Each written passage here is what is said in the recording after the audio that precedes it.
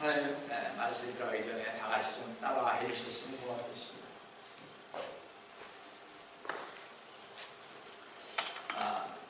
성경을 하루에 책이다. 그래서 성경을 갖게 하면 세상이 멀어지고, 성경을 멀리하면 세상이 가고. 오늘도 주님 안에서 여러분과 함께 은혜의 말씀을 나누려고 하는 것은 아까 봉백해 올린 기계성경 요한계시록 15장 1절에서 8절로서 종말론적 요한계시록 강해 111번째 제3부 요한계시록 강해 52번째로서 승리의 찬양과 보좌에서 심판 준비라는 제목으로 이 시간 여러분과 같이 은혜를 나누려고 합니다.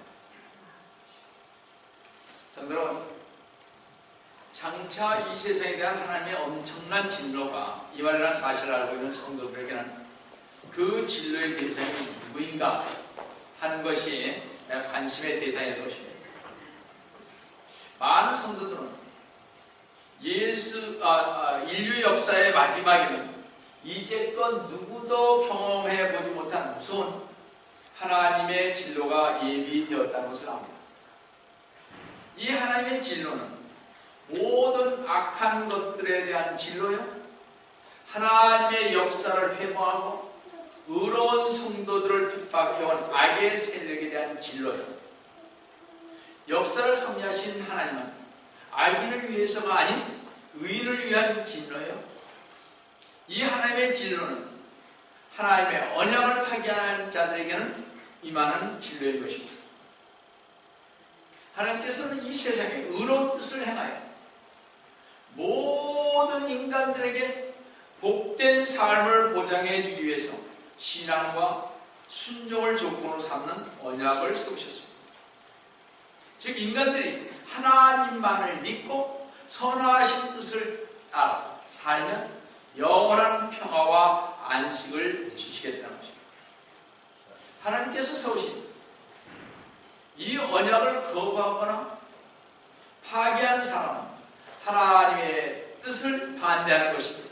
하나님은 자신의 편에 서지 않고 하나님의 말씀에 반대하는 사람들을 악인으로 정죄하시고 그들에게 진노하시는 것입니다. 사도 요한은 종말에 임할 하나님의 진노 가운데서 마지막이 된 7 재앙이 예비되어 있는 것을 보았던 것입니다. 다음 주에 7 재앙에 대해서 7 나팔에 계절에 대해서 호리병에 대해서 자세히 나가겠습니다. 이 7 재앙은 모든 환난의 마지막이며 가장 무서운 심판의 준비가 되었기 때문에 하늘에서의 기쁘고도 장엄한 장면을 보여주고 있습니다. 한 심판이 지나면 어떻게 또 다른 심판이 계속 나오면서 더 심해지는 것을 사도 요한은 보면서 주 예수 그리스도를 배척하는 이 세상에 닥쳐올 진노의 심판에 대한 마지막 징조를 보여주고 있습니다. 계속 15장 1절을 보시면 또 내가 하늘에서 크고 놀라운 다른 표적을 보았는데 7 천사가 마지막 7 재앙을 가졌다. 이로써 하나님의 진노가 그것들 안에서 끝마치리로다 그러십니다. 사도 요한은 하늘에서 크고 놀라운 다른 표적을 보았는데 해서 다른 표적이라고 말하면서 전과 같이 같은 종류의 다른 것을 의미하는 것입니다. 계시록 12장에서 2개의 표적이 다른 표적이 나오는데 여인은 어떻게 이스라엘을 나타내면 큰 영은 사탄을 나타낸다고 했습니다. 이제 우리는 마지막 표적인 7 천사가 마지막 재앙을 통해 사탄의 왕국과 적 그리스도와 거짓 선자의 멸망과 가톨릭의 멸망을 보게 될 것입니다. 마지막 7 보리가 즉 대접의 재앙을 통해 하나님의 진노가 끝난다는 것입니다. 여기 끝마치리로다는 헬라어 텔로스의 뜻은 성취하다, 마치다, 이루다는 의미로서 여러분이 잘 알다시피 주 예수 그리스도님께서 십자가의 죽으심을 당하실 때 외치신 다 이루었다라는 말과 같은 것입니다. 주 예수 그리스도님께서 십자가에서 다 이루었다는 승리의 외침이 터져나올 때 이것은 하나님에 대한 인간의 죄가 끝나는 것으로 성도의 구원의 완성을 의미하는 것입니다. 그래서 주 예수 그리스도만 믿으면 구원을 받는 것입니다. 따라서 일곱 천사의 일곱 호리병 대접의 계시는 하나님의 심판의 완성을 뜻하는 것입니다. 그러므로 일곱 호리병은 크고 놀라운 표적인 것입니다. 따라서 크고 놀라운 하나님의 진로의 날에 능히 설 자가 없다는 것을 우리는 알아야 할 것입니다. 그럼 첫 번째로 대환란 때 순교자들의 승리의 노래를 한번 보시겠습니다. 계시록 15장 2절을 보시면 내가 보니 불로 뒤섞인 유리바다 같은 것이 있고 그 짐승과 그의 형상과 그의 표와 그의 아들의 숫자에 대하여 이긴 자들이 하나님의 하프들을 가지고 유리바다 위에 섰다. 사도 요한은 인류 역사상의 전례가 없는 이 같은 장엄한 일을 시작할 준비를 하고 있는 일곱 천사들을 두려움 속에서 이렇게 바라볼 때 불로 뒤섞인 유리바다 위에 서 있는 순교함으로 대환란에서 나온 성도들을 보았습니다. 우리는 계시록 4장 6절에서 보좌 앞에는 수정 같은 유리가 있다고 했는데 여기서는 불로 뒤섞인 유리바다가 있다고 했습니다. 이 불은 하나님의 심판의 불로서 환난과 고통을 통해서 하나님 보좌에 온 순교자들을 대신하여 하나님의 자녀들에게 그토록 말로 표현할 수 없는 잔악한 행위를 저는 데 대하여 격불을 쏟는 것과 같은 것입니다. 성도 여러분, 환난 중에 죽은 모든 성도들은 무서운 죽음을 당할 것인데 참을 수 없는 고통 속에 처참하게 죽음을 당할 것입니다. 이렇게 적그리스도와 싸워 이긴 순교자들은 처참하게 죽었으나 그 죽음은 어떻게 사실상 승리였던 것입니다.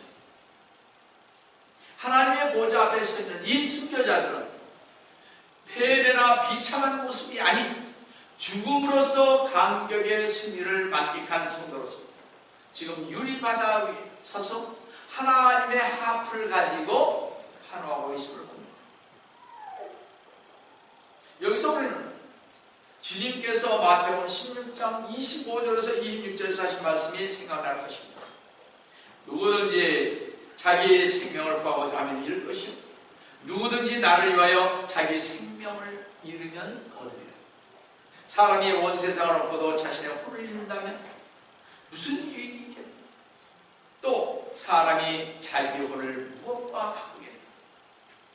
이 말씀을 여러분들 집에 가셔서 묵상하면서 우리가 이 말씀에 어떤 신앙생활 속에서 살아야 하는 것인 것을 바르게 알게 하여 주는 말씀이 바로 이 말씀입니다.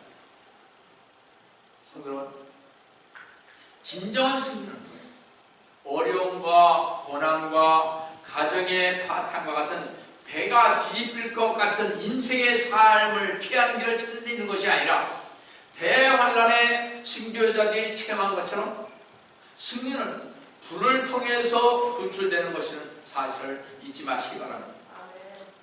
성도 여러분, 우리가 주 예수 그리스도님을 만나러 가기 전에 누구든지 어떤 무서운 시련의 목숨을 부지하게 되는 보장은 없습니다. 그러나 우리 하나님의 보좌 앞에서 우리를 계속 지켜보는 성도가 있다면 그들을 생각한다면 무서운 시련 속에서도 신앙을 견뎌내고 죽음이라도 견뎌낼 것입니다. 여러분, 대환란 속에서 불을 통해 구출되는 순교자들을 보시기 바랍니다. 여러분, 순교가 그렇게 쉬운 것 같지 않습니다. 쉬운 건 아니에요. 막상 당하면요 그렇게 되질 않습니다. 제가 어제 상담을 한 분이 있는데 정말 기절할 노릇이죠. 술 먹고 싸웠나 보죠. 얼마나 맞았는지 내 진사까지 그 부모가 얼마나 안타까웠어요.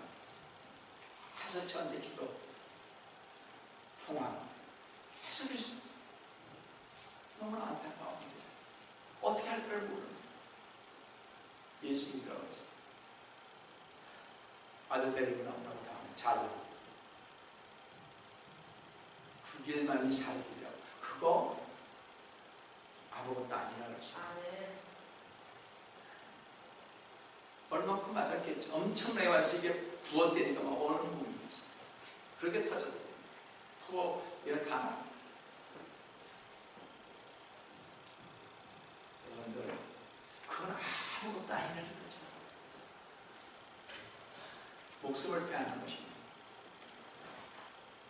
여러분, 그래서 우리가 이렇게 순교를 할 때는 항상 누굴 생각해야 돼요? 대환란 때 죽어가는 성도들의 모습을, 그들이 그러므로 승리함으로 말해서 이것만 참으면 주님 앞에 우리 갈 수 있잖아요. 그냥 어떻게든지 이를 악물고 참아야 돼요. 그렇다고 해서 자살하면 지옥 가니까 안 되죠. 그래서 자살하면 지옥 가면, 사도 요한은 지상에 있게 될 마지막 재앙인 성도들의 처참한 순교의 장면을 봅니다. 즉 그 재앙 뒤에 하나님의 보좌 앞에 서 있는 순교자들의 승리의 모습을 보았던 것입니다. 순교자들이 하나님 앞에서 찬양과 경배를 드리는데, 그들이 드린 찬양은 계시록 15장 3절을 보는데, 그들이 하나님의 종 모세의 노래와 어린 양의 노래를 부르며 말하기를, 전능하신 주 하나님, 주의 행하신 일이 위대하고 놀라운 성도들의 왕이여, 주의 길은 의롭고도 진실하라. 승리의 순교자들이 하나님의 하프를 가지고 하나님의 종 모세의 노래와 어린 양의 노래를 부르고 있습니다. 하나님의 보좌 앞 유리바다는 순교자들이 슬픔과 고통과 죽음을 승리케 해주신 주님을 찬양하는 노래가 울려 퍼지고 있습니다. 그리고 부른 노래는 모세의 노래였습니다. 이것은 출애굽기 15장 1절에서 18절에 기록된 것으로 모세가 홍해를 무사히 건너는 하나님을 향해 부른 노래입니다. 출애굽기 15장 2절을 보시면요, 주는 나의 힘이시여, 노래이시며 주는 나의 구원이 되셨도다. 주는 나의 하나님이시니 내가 주께 처소를 예비하겠으며 내 조상의 하나님이신 주를 드높이리. 이 노래는 유대인들이 수천 년 동안 부른 노래입니다. 그리고 홍해에서 이집트의 군대가 빠져서 죽었을 때 모세와 이스라엘 백성들은 너무 기쁘고 감격하여 하나님 앞에서 노래를 불렀습니다. 그런데 이스라엘이 이집트를 돌아다보고 그들이 노예의 신분과 이집트에서의 고난과 고역에서 영원히 구원받았다는 것을 깨달은 것처럼, 유대인들과 이방의 순교자들이 적그리스도의 지하에서 겪었던 무서운 체험을 돌아보고 그들은 고난과 죽음의 굴레에서 완전히 구원받았음을 감사해서 어린 양의 노래를 불렀던 것입니다.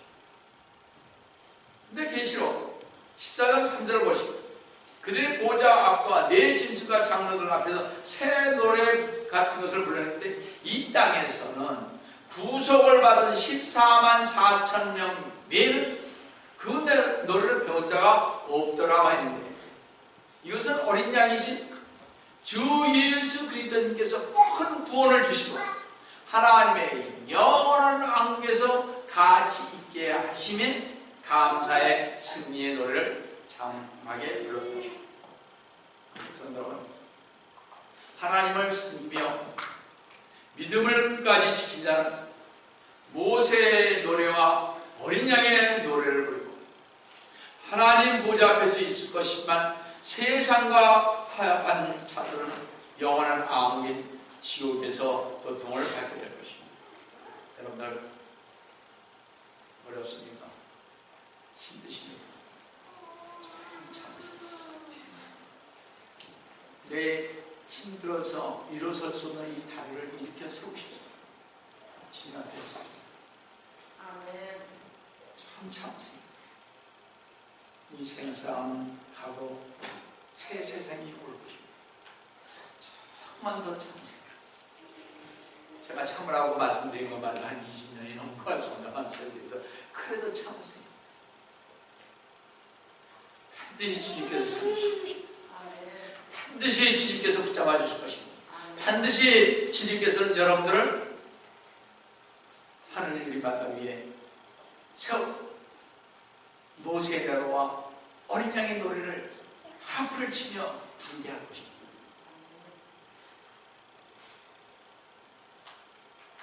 그리고 승리한 승려자들은 하나님께서 왕국에서 경배를 받으실 것을 계시록 15장 4절에서 이렇게 말하십니다. 오 주여 누가 주를 두려워하지 아니하며 주의 이름을 영화롭게 하지 아니하리까. 오직 주만 거룩하시나이다. 모든 민족들이 주 앞에 나와 경배하니 이는 주의 심판이 나타나기 때문이다 라고 하다. 주 예수 그리스도의 재림 때인 천년왕국 때에는 주를 두려워하지 않고 주의 이름을 영화롭게 하지 않은 자가 하나도 없으리라고 말합니다. 지금은 세상 사람들에게 하나님에 관해 이야기하면 시시콜콜하게 여기고 교회에 나가는 것을 시간 낭비요, 헌금을 하니 돈에 낭비요, 찬송이 고리타분한 옛날의 가사에 교제를 하니 맨날 하나님에 관한 것이요, 이렇게 얘기가 나오니 별로 세상 사람들은 관심이 없습니다. 하나님을 믿는 것보다 세상이 더 중요하고 좋기 때문입니다. 그러나 성도는 하나님께서 심판하는 그날이 오면 사람들은 주님을 두려워할 것이며 모든 사람들이 주님의 이름을 영화롭게 할 것이며 모든 사람이 주님 앞에 경배할 것이며 결국 천지 만물과 인류 역사의 종착지는 하나님과 어린 양 대신 주 예수 그리스도님이 되실 것입니다. 주님께서 재림하신 후 천년왕국 때에는 주님께서 전 세계를 다스리시기에 세상에 어떤 나라도 어떤 민족도 그리고 사람도 주 예수 그리스도님과 하나님을 경배하지 않을 자가 없을 것입니다. 하늘과 땅과 땅 아래 바다에 있는 각 피조물과 그 안에 있는 만물이 하나님을 경배할 것이라고 계시록 5장 13절에 말하고 있습니다. 하나님께서는 이 역사를 주관하십니다. 완성하시기 위해 대환란을 끝으로 심판은 끝나기에 하나님께서 구원의 문을 활짝 열어놓으신 바로 지금 하나님을 믿고 하나님을 영원하게 하시며 속히 오리라 하신 주 예수 그리스도님의 이름으로 축원드립니다. 두 번째로 하나님의 증거의 성막의 성전이 열립니다. 계시록 15장 5절을 보시겠습니다. 또 이후에 내가 보니 보라 하늘에는 증거의 성막의 성전이 열립니다. 하나님의 증거의 성막의 성전이 열렸다는 것은 하나님의 심판이 어디서 지금 비롯된다는 것을 우리는 알 수가 있습니다. 성전을 증거의 성막이라는 것은 하나님의 법궤가 있는 곳이기에 출애굽기 38장 21절 15절 11절 보시면 증거의 성막의 성전이 열리고 거기서 7 재앙을 가진 천사가 나왔다는 것은 천사들이 곧 하나님께서 보내심을 받았다는 직접적인 증거의 것입니다. 그래서 천사들이 입은 의복을 보시면요, 그 소속이 땅이 아니라 하늘님을 증거해 주고 계십니다. 계시록 15장 6절을 보시면 7 천사가 성전에서 나오는데 7 재앙을 가졌습니다. 정결하고 흰 세마와 뿔을 입고 그들의 가슴에는 금띠를 둘러요. 천사들이 정결하고 흰 세마포를 입었다는 것은 성결을 의미하고 가슴에는 금띠를 두른 것은 권세를 의미하는 것입니다. 따라서 천사들은 적어도 하나님의 뜻이 무엇을 원하신지를 하나님께서 왜 이 권세를 주셨으며 무엇 때문에 보냈는지를 제대로 알아야 사명을 감당하는 법에 하나님께서 명하신 일을 위해서만 이들은 사용된 것입니다. 여기서 우리가 알 수 있는 것은 역사의 수레바퀴는 사람에 의해 사람이 정한 방향으로 굴러가는 것이 아니라 하나님에 의해 하나님께서 정하신 방향으로 이 인류 역사는 굴러간다는 것을 확실히 알 수가 있습니다. 따라서 우리는 역사의 기록들을 대할 때 경외심을 갖도록 해야 하는, 우리 주변에서 일어나는 크고 작은 사건들을 단지 인간적인 관점에서만 평가하려는 태도를 버리고 그 속에 함축된 하나님의 뜻을 찾도록 힘써야 할 것입니다. 나에게 왜 이런 일이 일어났을까? 왜 나에게 하나님께서 이런 시련을 주셨을까? 어저께도 그 얘기. 왜 하나님께서 나에게 이렇게 됩니까? 병원에서 하루 종일 있었죠. 아픈 몸을 입고 다 큰 24살 아들. 여러분들 왜 그러냐? 저한테 그런 질문했을 때 답답해 미치겠더라고요. 말해주고 싶었는데 그렇게 못했죠. 그러나 부모님의 기도가 부족하네요. 그래서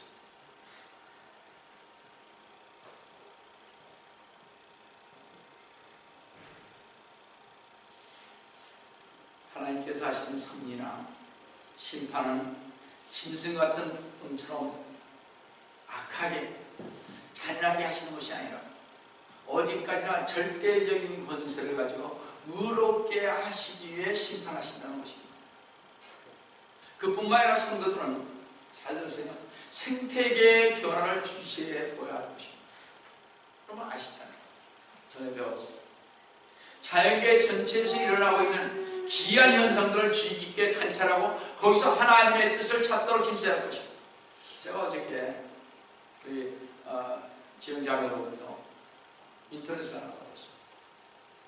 러시안 강이, 시베리아에 있는 저기 강이요, 블라드 그냥 이 바다가 아니 저 강이요, 피물 같은 그런 물이 아주 강을 치고 흘러요. 어떤 현상인지 과학자들은 이런저런 얘기합니다만 참으로 기이한 현상이 지금 많이 일어나고 있습니다. 제가 보내드리려다가 다음에 보내드려야 되겠다고 해서 안 했는데요. 제가 보내드릴게요. 짤막한 말입니다. 그게 CNN에서 나왔다는 미국의 CNN 뉴스에서 나온 거죠. 여러분, 자연현상이 왜 이렇게 되며 이런 것들도 하나님의 뜻 안에서 움직여간다는 사실을 우리는 생각하면서 보아야 할 것입니다. 일곱 천사의 재앙은 자연계에 엄청난 파장을 가져다 줄 것입니다. 계시록 15장 7절 보시면 그때 네 짐승 가운데 하나가 영원 무궁토로 살아계신 하나님의 진노로 가득 찬 일곱 금호리병을 일곱 천사에게 줍니다. 근데 네 짐승 가운데 하나가 일곱 금호리병, 전에 성경은 대접이라고 했습니다. 대접을 일곱 천사에게 주었다고 했습니다. 여기서 네 짐승은 천사장들로서 하나님으로부터 일곱 재앙을 받아 일곱 천사에게 전달했다는 것입니다. 일곱 재앙이 일곱 천사에게 주었다는 것은 곧 호리병 재앙이 곧 내리게 된다는 것입니다. 여러분, 사람의 계획은 아무리 완벽한 것일지라도 여러 가지 요인들에 의해 좌절될 수 있지만 하나님의 뜻은 완전히 숨쉽니다. 그러므로 성도들은 주님의 뜻이 무엇인지 바르게 분별하도록 힘써야 할 것입니다. 성경은 지식이 없는 자를 어리석다고 말하는 것이 아니라 참으로 어리석은 자는 뭐예요? 하나님의 뜻이 무엇인지 알지 못하는 사람이에요. 시대의 표적을 분별치 못하는 자들이 어리석은 자들인 것입니다. 그런데 성도는 일곱 홀이며 그 대접을 일곱 천사가 받았을 때 성전을 한번 보시기 바랍니다. 계시록 15장 8절을 보시면 성전이 하나님의 영광과 그의 권세로부터 나오는 연기로 가득 차서 일곱 천사의 일곱 재앙이 끝나기까지는 아무도 뭐라고 성전에 들어갈 수 없더라고요. 성전이 연기로 가득 찼다는 것은 주님의 뜻을 알 수가 있는 자가 지금 아무도 없다는 것입니다. 그래서 일곱 재앙이 끝나기까지의 이 말씀은 주님의 심판이 일곱 재앙이 결코 중지되는 법이 없이 계속 이어질 것을 얘기하고 있습니다. 여러분, 인간들이 계획한 일들은 주님에 의해서 얼마든지 중지되는 것이 가능하나요? 주님께서 계획하신 일들은 아무도 중지할 수가 없습니다. 그러므로 모든 재앙이 지구에 임하게 될 때 주님의 경고를 무시한 사람들은 혹독한 전무후무한 재앙을 이 일곱 재앙을 통하여 당할 것입니다. 그러면서 일곱 재앙이 끝나기까지는 아무도 성전에 들어갈 수 없다라고 했습니다. 아무도 성전에 들어갈 수 없다는 것은 구약에서 뭐예요? 하나님께서 모세에게 시내산에서 계명을 주셨을 때 못 올라가게 했죠. 아무도. 솔로몬이 성전을 건축하고 헌당할 때도 마찬가지고 에스겔 선지자가 환상 가운데 본 구름등이 바로 그것입니다. 이것은 모두 공통점을 가지고 있는데 그것이 하나님의 영광과 심판의 절대성을 표현하는 것이어서 불가항력적인 하나님의 영광과 권세는 항거할 수 없으며 따라서 누구든지 이를 거역하려면 주님 앞에서 죽음을 면할 수 없음을 보여주는 것입니다. 여러분, 가끔 하나님이 어디 있나 봐라. 그랬더니 어떻게 했어요? 맑은 하늘에 벼락을 치잖아요.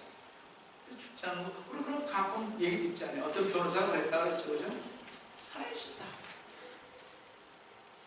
또 주님이 살아계시다면 내가 죽은 다음에 무덤에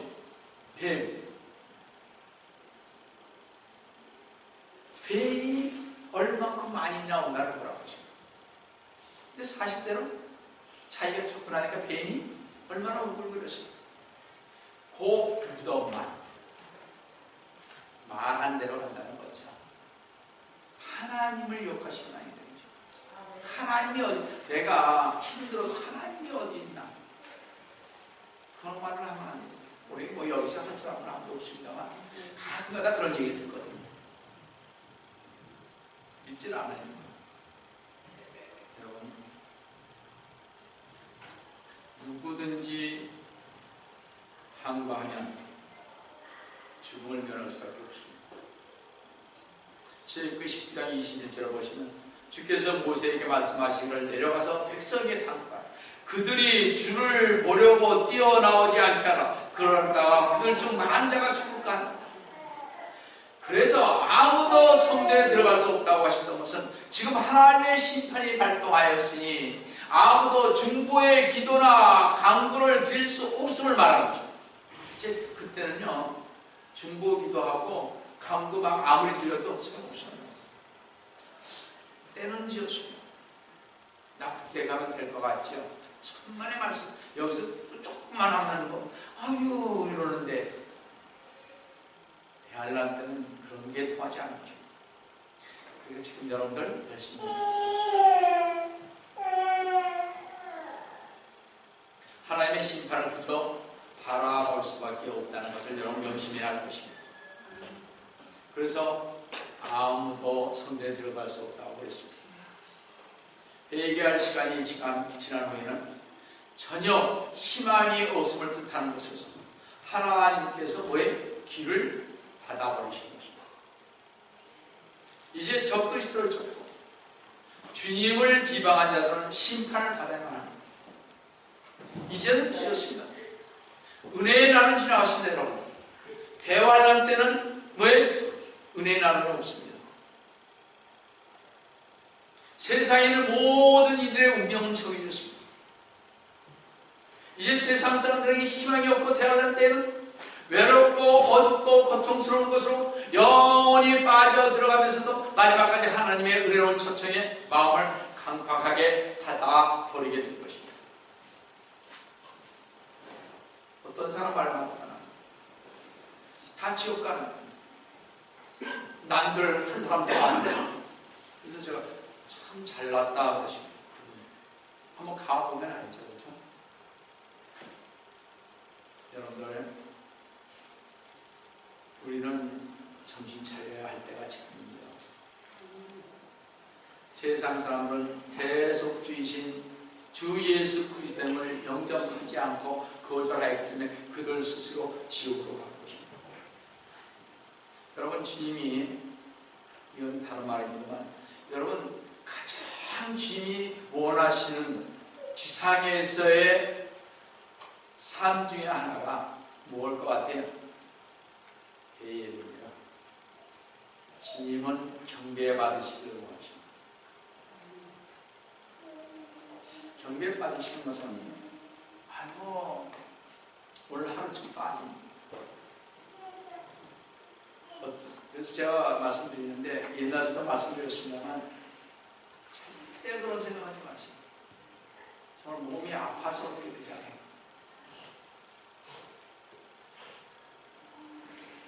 그 다음에 또 하나는 가장 중요한 것은 말씀과 기도입니다. 여러분 금식하세요. 금식하는 자가 지금 없습니다. 진짜 없습니다. 여러분들 교회 가서 금식자가 이제는 다 빠져버렸습니다. 여러분 아셔야 합니다. 여러분 진짜 아셔야 합니다.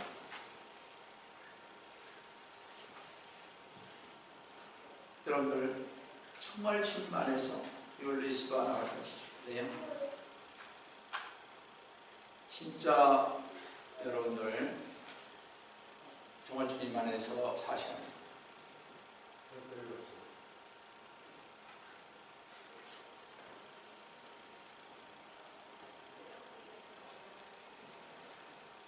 성도 여러분, 악한 세상에 대한 심판의 준비가 끝난 사실은 성도들의 미래가 걱정을 하게 되십니다. 비록 성도들이 세상에서는 미움을 받고 고난을 당하였지만 하나님께서 이에 대한 보상하여 주시기 때문에 그 미래가 복되고 영광스러운 것입니다. 이제 우리 모든 성도들은 세상이 우리를 미워하고 어떤 고통을 가하든지 두려워 말고 일시적인 기쁨을 놓고자 영원한 것을 포기하지 마시고 지혜를 갖고 영광스러운 주님의 보좌의 성전을 바라보시면서 속히 오리라신 주 예수 그리스도님의 이름으로 주님께 나아가시기를 축원드립니다. 나아가시기 바랍니다. 사랑의 하나님 아버지, 주님의 은혜를 진심으로 감사를 드립니다. 우리 주님께서 오늘도 함께 해주심을 감사를 드립니다. 주님 홀로 영광 받아주시옵소서. 우리 주님께서 영광 받아주심을 감사합니다. 우리 주님께서 저희들에게 귀한 이 말씀을 주심을 감사를 드립니다. 마지막 시대에 귀 있는 자는 들으라고 그러십니다. 마지막 시대를 말씀하는 교회를 향해서 주님께서는 얼굴을 돌리고 마지막 때를 주님의 재림을 부르짖는 자를 찾고 계신다고 하십니다. 주님. 바로 주님께서 오늘도 저희와 함께 해주시고 저희들의 경배를 받아주심을 감사를 드립니다. 주님 홀로 영광 받아 주시옵소서. 주님께서 오늘 저희와 함께 해주심을 감사하고 이 경배에 주님께서 함께 해주심을 감사하며 주의스러운 받도록 하는 일을 드립니다.